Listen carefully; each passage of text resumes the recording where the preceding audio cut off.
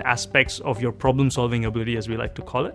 So I think experiencing a few of those and doing a few of those cases before you come into the room actually holds you in good stead, because you understand the structure and the rhythm of how that interview will take place. And once you're in control of that, you can actually focus on the question in front of you, and you know what you're doing and you know where you need to get to.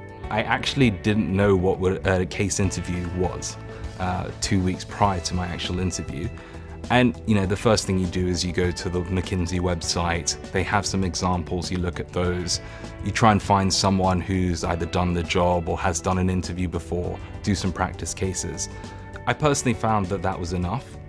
I came across people who were also interviewing at the same time as me, who were discussing, look, how many cases have you done to prepare with your case consulting club? And people would say sort of 50, 60. It, to me, just sounded a little bit too much. I think that the interviewer is really looking for your intrinsics in terms of problem solving. Don't try to learn frameworks by heart. The case studies, they are so unique that there will, I promise you, never be the exact right framework for it. It's more about being open and find your own approach to solve the project. You really are solving problems that the consultant that is interviewing you has experienced through his or her own work with a client. So it's a real problem that has been solved. And so that makes it much more relatable when you're able to discuss a real life situation, even though it's confidential and no names are mentioned. It becomes more relatable than trying to fit golf balls onto an airplane. Advice that I got when I was preparing for my interviews was to just come up with a list of all the possible business terms and concepts that could come up in a case interview. And then when I was actually doing the case in the interview, I could just pick from my big list and come up with my own framework. McKinsey is not looking for the perfect answer in the case interview. Obviously, it would take much more time and maybe even a whole McKinsey team to give the perfect answer to one of these case questions. But in the interview, we're looking for how you approach the situation and how you structure and communicate it.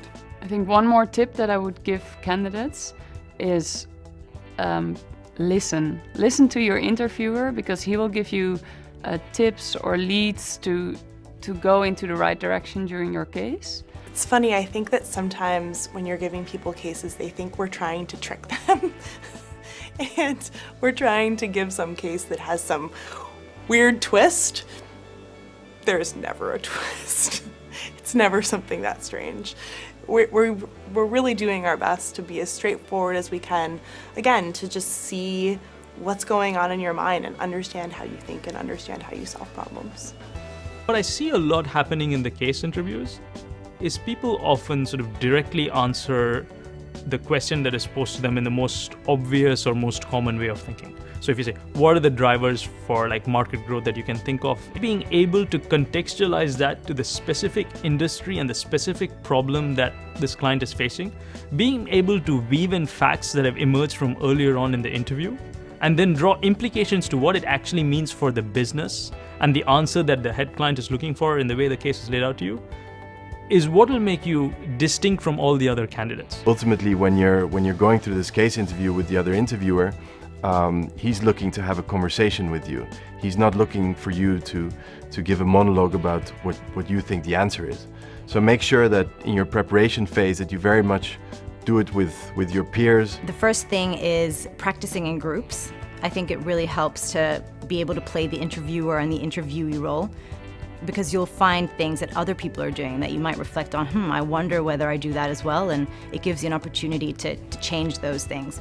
As well as interviewing with some of your friends, it's a bit more disarming, you can make more mistakes, and they can tell you more honest feedback about the way that you are answering the question. So that's definitely a great way of preparing. There's a couple of tips and tricks for the case interviews. So one would be to listen very carefully.